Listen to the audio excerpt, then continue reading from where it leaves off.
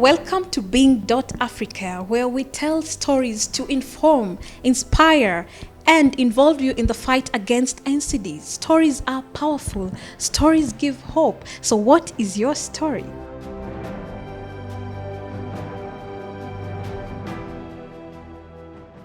My name is Jacqueline Mwanu.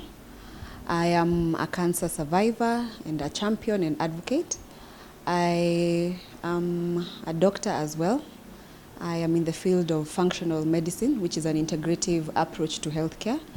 I am a mother of one and I am also a wife. So when I was 3 years old, I had a certain cancer of the kidney called nephroblastoma, or most people know it as Wilms tumor.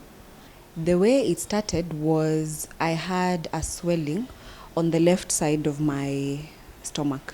So it kept on growing in size, like on the outward side of my stomach. So, being a child, like for you, you're wondering, okay, now what is this? The second thing I had was the loss of my hair. I had really long hair, like long mid-back kind of hair. So my mom tells me one day she's undoing my hair and then undo the matuta and it just falls off. So she was like, hey, okay, what is going on with all this beautiful hair? So they decided with my dad, let's take her to hospital and try, figure out what is going on. So we go to hospital. They do a myriad of tests, 1,000,001 tests. That time, I was being assessed at Gertrude's, the children's hospital. So they did a myriad of tests, and now they found that I had cancer. My parents were so shocked because they told me what happened. My parents were shocked. Now, the best part about this story is that I found out after Form 4 that I had cancer. All this time of my life, I never knew. I used to wonder, why do I have a scar? Penye they passed through wakitoa sasa hiyo kidney. Like, why do I have a scar? So I used to ask them, like, what happened to me? Why do I have a scar? And I think one of the things that goes through for parents is that they decide they can choose to tell you, not to tell you, depending on what they went through as parents. So I found out after Form 4. And the reason I found out after Form 4 was because when I joined high school, I started developing convulsions, like the generalized kind of convulsions, that kind you bite your tongue, you're foaming from the mouth, all that. So that's how I found out. I was like, why do I keep on getting convulsions? Too, I keep on being taken for follow-ups to a certain doctor just to see how my health is doing. Yeah, a specific doctor. So I decided, yapana. Once I entered med school, because after Form 4, I already knew I wanted to go to med school. So I engaged med school. So when we are learning, I found out, we have cancers, na nini. Now that I am a doctor, I can actually figure out what actually happened to me. So nikaenda kwa my mom's room. Nika sakanya documents in there, pulled out anything that had my name, I put it down. I went through all the forms, everything. That's when I found out, okay, 1, you do not have a left kidney. 2, you had cancer. And it was what kind of cancer? Hey, I was angry. I was like, how would you guys not tell me this thing? So I decided, let me ask them. So when I asked them, now you're an adult. So they decided to tell me the story. Now, the story linked up because for me, there are memories I had. Yes, so the memories I had were now of what I told you, like the swelling I had, the loss of my hair, rushing through Gertrude's, through the forest. Those days, there were no mara amna pesa ya gari, ya kupanda matatu, or penye hospitali iko na penye mnaishi, it's at night and you want to go and there are no vehicles. So we would walk. I remember my mom carrying me on my back, amenikimbiza hospitali through the process, especially after I was diagnosed and you have to go through chemo and all that. So I remember the process of running around. But the best part for me was that it wasn't a journey that was, I was a child, remember, 3-year-old child, that was painful or hurtful or anything because I had other kids to play with. Tuko kwa ward, those kids wards, cancer wards, you guys are playing with each other even though you don't have an eye or a leg or something. Exactly, we are kids, we are playing around. I even have photos of us playing, tukikula mayai boilo kwa ward, hatuna nywele, tunacheza huko around, and it's normal. So there was no feeling of like, oh my God, I have this thing and I don't know what is this thing that is affecting me and I'm just a child, you know? Now when I was an adult is when now I've come to have a number of challenges in my life, which now I'm attributing or have been attributed to what happened to me. As a woman, in my head I thought, oh my God, now I can't have children. That's the other thing that went through my head. Yes. I was angry that I can't have children, because in my head I thought, like, I have a scar. So I thought maybe they removed even the uterus, it's just the kidney, nini. So through med school is when I went understanding there was no need to remove the other organs and all. The other thing I went through was, I don't know how to call it, nilikuwa nasikia aibu. Like wearing a swimsuit or a bathing suit, even how I used to dress. If you met me a few years back, I was very boyish. I used to wear clothes that have to hide anything that you would think is womanly, from head to toe. Yes. I wouldn't wear swimsuits or want to go for swimming, things like that, because I was like, watu wataona hiyo scar. Na wataanza kuniuliza maswali labda hata siwezi jibu, ama ninakaa funny, I'm not beautiful. I actually really thought for a very long time, I didn't think I was beautiful enough. Like I used to think women should not have such kind of things. So, and I was worried guys would maybe laugh at me or think I am not good enough or something like that.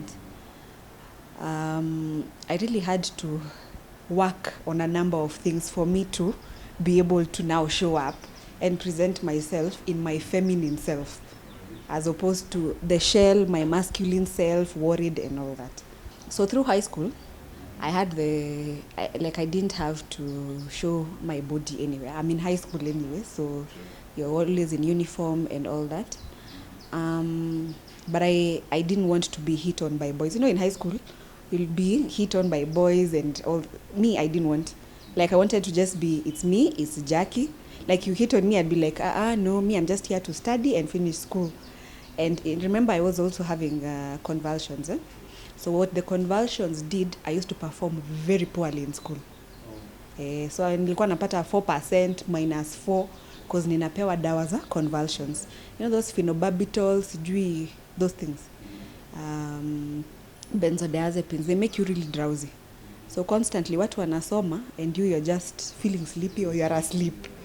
Concentration span down. So that was also something else. And in my head, remember, I knew I wanted to be a doctor. Yes. So once I was, you remember at 3 years when I was diagnosed, I was like, kama watu wanaweza saidika venye nilisaidika, hata mimi nataka kusaidia watu hivyo. So my calling, because for me medicine is not, it's a passion. I wanted to be a doctor. So I'm in high school, I am performing so badly, like really badly, 4% honestly. Utapata aje.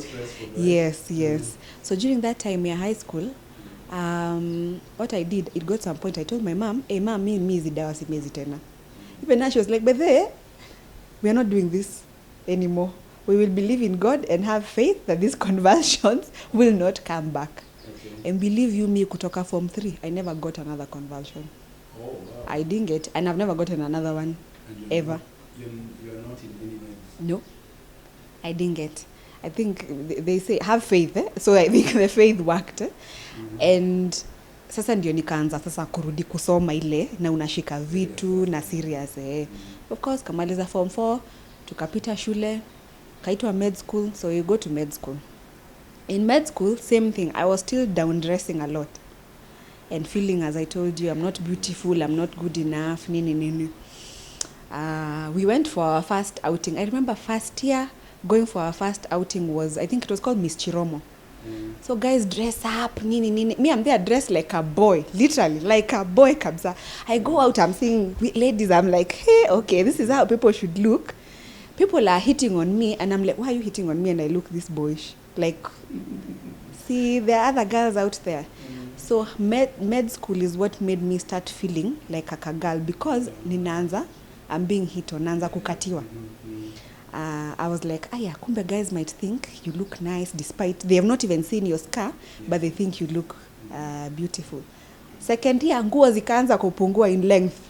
So they shortened, especially from down coming up, because I attained some kidogo confidence. But remember, I still could not wear, like we're going for swimming and things like that.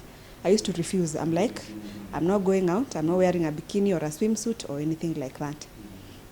Med school came, we finished, tukapita shule. Now when we were in internship and all that, that's when I started wearing swimsuits. The reason I started was because of my long-time girlfriends. They sat me down and they were like, you can't, like, fine, we understand the process you've gone through, and we acknowledge how you feel in terms of confidence and all that. But look at us, we are in swimsuits, and we are not feeling some type of way. We are all differently bodied.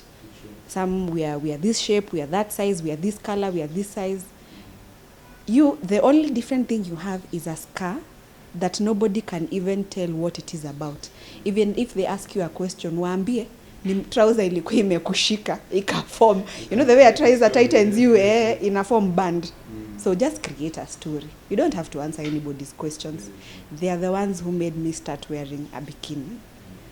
And feeling confident in myself and who I was as a person. Otherwise, I wouldn't have.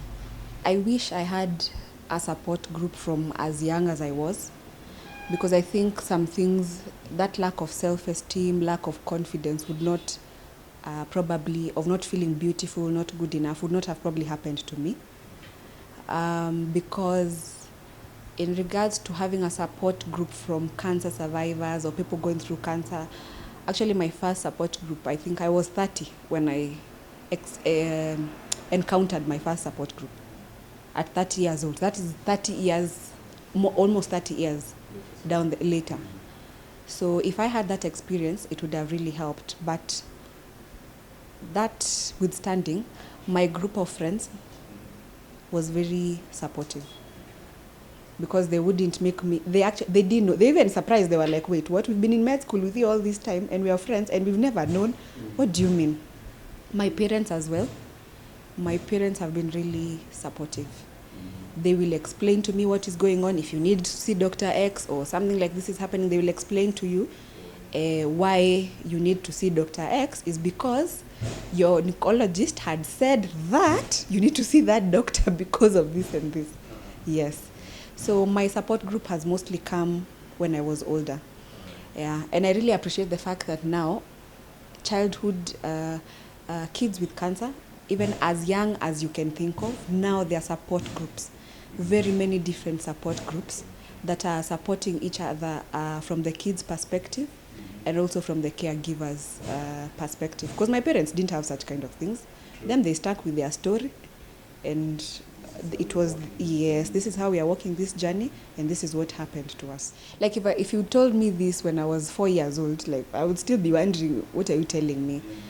Maybe starting from my 9 years, 10 years there, somewhere where I'm able to understand what you're actually telling me and what I went through, yes, I would have appreciated that.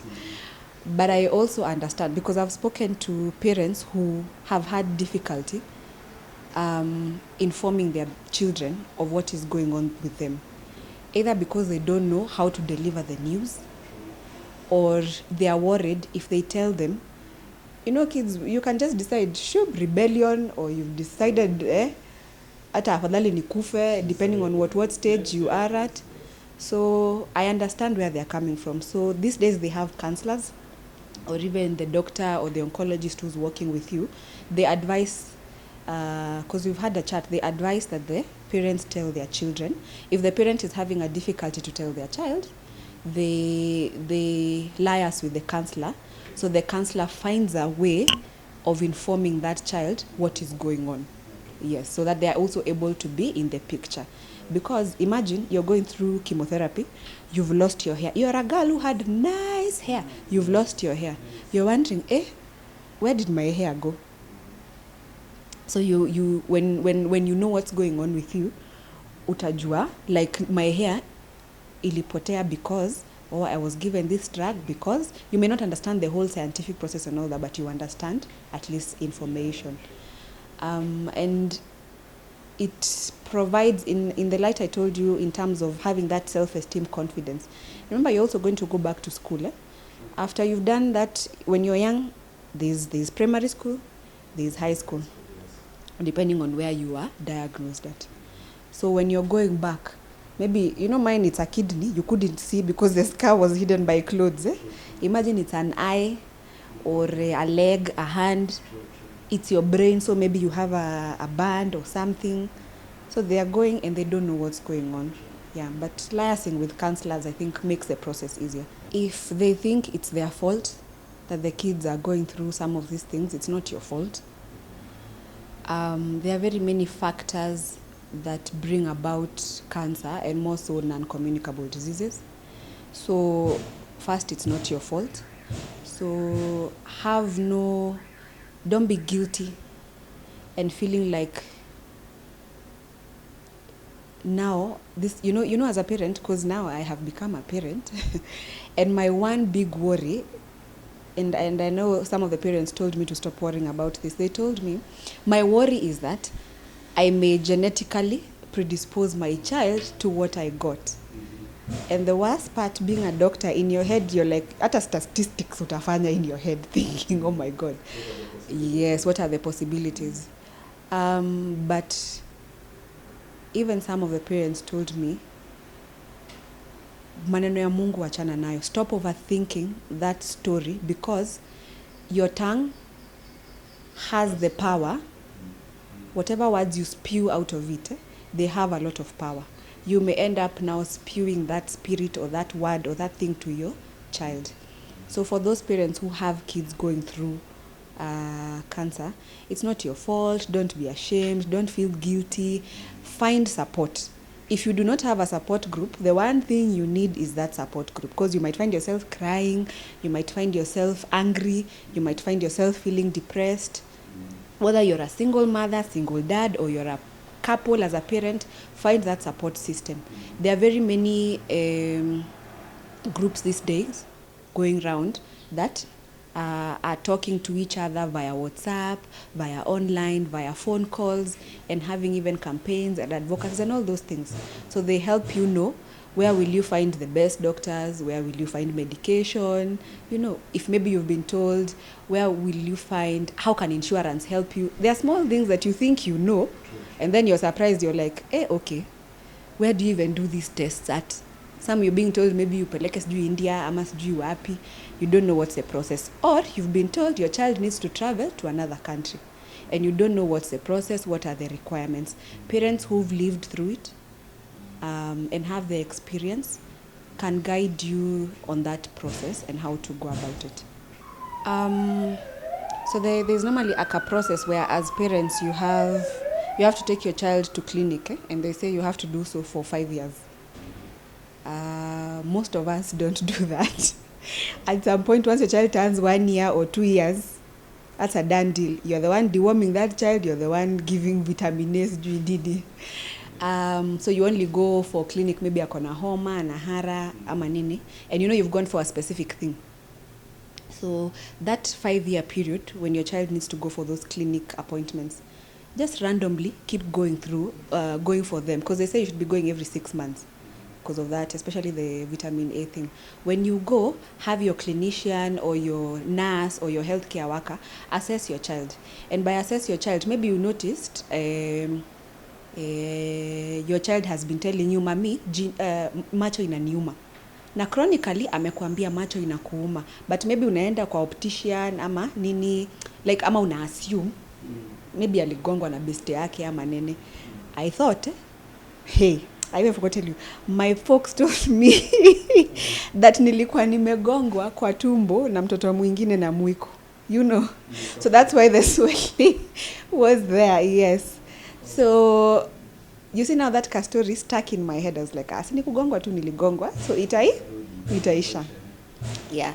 So maybe there are different symptoms that come with not just cancer, but non-communicable diseases. They can range from the tip of your hair to your toe.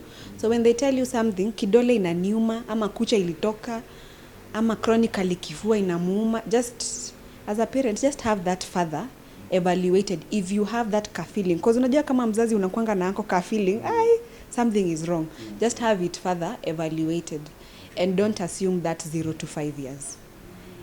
As you go for your appointments, just have them further assess your child.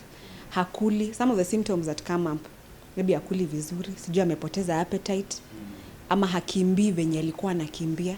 I've ever gotten somebody tell me, mtoto wangu siku hizi akiwa PE ati anakimbia anakaa chini. Anakimbia anakaa chini. That is a symptom you need to investigate. Yes, so there are different symptoms, just have them further evaluated. First, NCDs are preventable. That's why they are non-communicable diseases. Some are preventable. There are different factors that can make you to end up getting an NCD. Touching somebody will not make you get an NCD. That's why it's non-communicable, meaning huwezi ambukiza mtu mwingine. So you cannot ambukiza somebody diabetes, hypertension, cancer. So when you have a patient at home, saidia huyo patient. Usisikie ni kama ukimuguza utapata cancer cells. No. So there are different factors that have been shown to cause non-communicable diseases. They range from diet, lifestyle, genetics, our environment. And by our environment, I mean things from chemicals to heavy metals. There are things called endocrine disruptors. That's a whole different topic.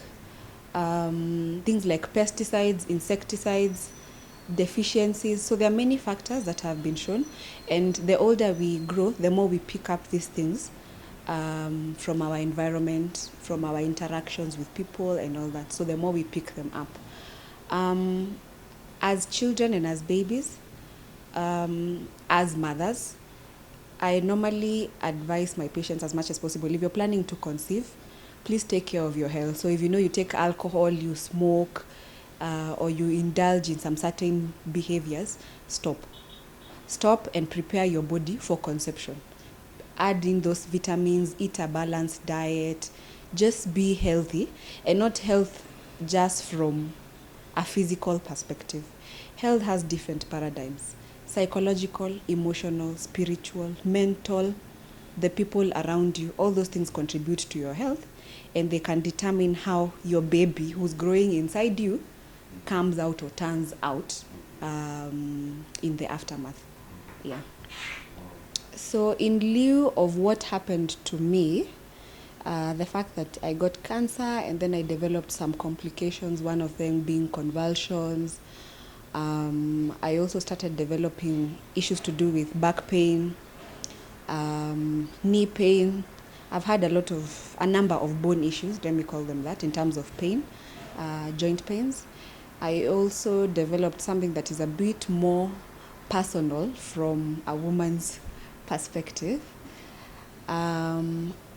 It made me wonder, are there other approaches to health? Like, can we look at health from an integrative kind of approach, such that when somebody is diagnosed with something, that person has access to the mental part, the psychological, the spiritual, those other root causes, as I call them,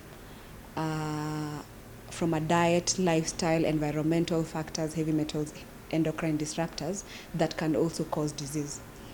So it made me decide to study something called functional medicine, which gets to the root cause of disease and looks at disease as the tree and the roots as what could be the causes. And if you deal with the causes, you help your patient at the disease perspective. So that made me study functional medicine because as an integrative approach to health, because it looks at health from a holistic perspective. You ensure the quality of life, the well-being of a person.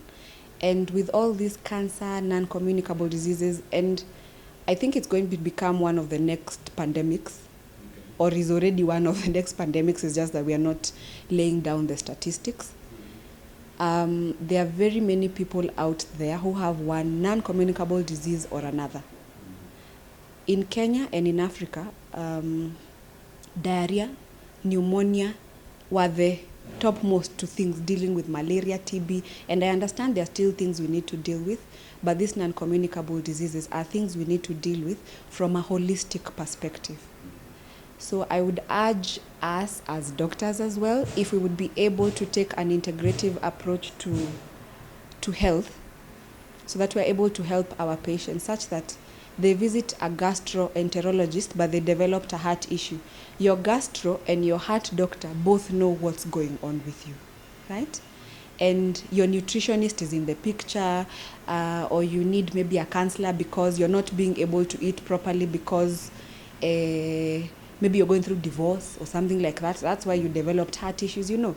So that kind of holistic approach to healthcare will really benefit our patients. My other parting shot is that to all the caregivers and people going through any NCDs, there are support groups out there. Reach out, ask your doctor, your healthcare worker, ask a friend, ask me if you can reach me. My center is called K's Wellness Center. I actually named it after my daughter because she was my inspiration towards standing for myself, standing in my space, being strong. So K's Wellness Center, you can find me on TikTok for all the youngings out there. My name is Dr. Jackie _Wellness Doctor. You can find me on TikTok and Instagram. That's where I'm mostly at. And if you go to K's Wellness Center website, you can also find more information on NCDs, non-communicable diseases, root causes of diseases, and among many other things. Thank you for being with us and for watching our powerful and inspirational stories. Make sure you are informed, inspired, and involved in the fight against NCDs. Make sure you follow us on all our social media platforms at being.africa. I've been your host, Valerie Awa.